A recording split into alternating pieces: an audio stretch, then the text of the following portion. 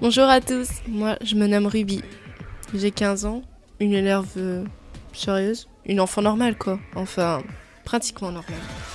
Disons que depuis ma tendre enfance, je suis atteinte d'une maladie assez mystérieuse et plutôt étrange d'après ce que disaient les médecins. En effet, j'ai la peau pâle, aussi pâle que de la porcelaine, et une poupée qu'on aurait laissée traîner dans les greniers. J'ai les yeux rouges, rouges luisants, faisant penser à la couleur du sang.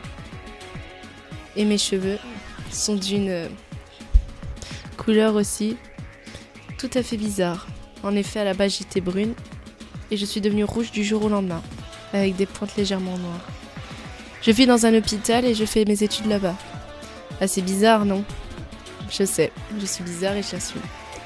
Sauf que une nuit, tout va changer. J'étais tranquillement sur mon téléphone, en train de me balader sur Facebook, comme une ado tout à fait normale. Puis, j'ai reçu l'appel d'une inconnue. Je ne connaissais pas le numéro et personnellement, j'hésitais avant de répondre. Ensuite, après quelques secondes d'hésitation, je décrocha. Une voix rauque et à moitié robotisée se fit entendre. Elle me parlait, comme si elle était en souffrance. « C'est bien toi, Ruby ? Qui es-tu ? Qui je suis ? Bah voyons, je suis toi. Tu es moi, nous sommes nous. Je ne comprends pas.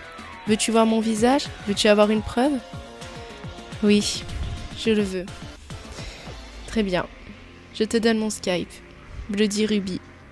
Bizarrement, c'était le même Skype que moi, le même pseudo. J'avais peur. Je me demandais ce qui se passait. Je pris son pseudo et l'appela en vidéo. Son visage était horrible. Couvert de sang, qui pleurait, qui coulait. De long de son corps. C'était vraiment horrible. Mais elle me ressemblait tellement.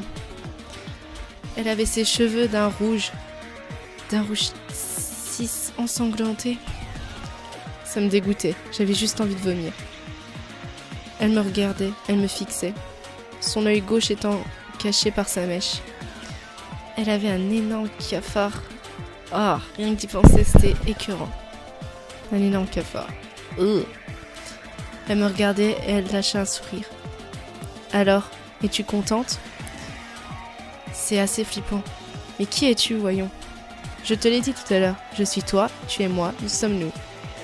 Et maintenant, écoute notre cri. Écoute ton cri.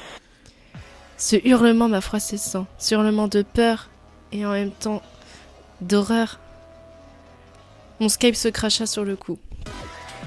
J'ai tenté de rappeler mais en vain. Je n'entendais plus aucun bruit dans le couloir. Je commençais à me demander ce que faisaient les infirmières. Elles savent à rien franchement.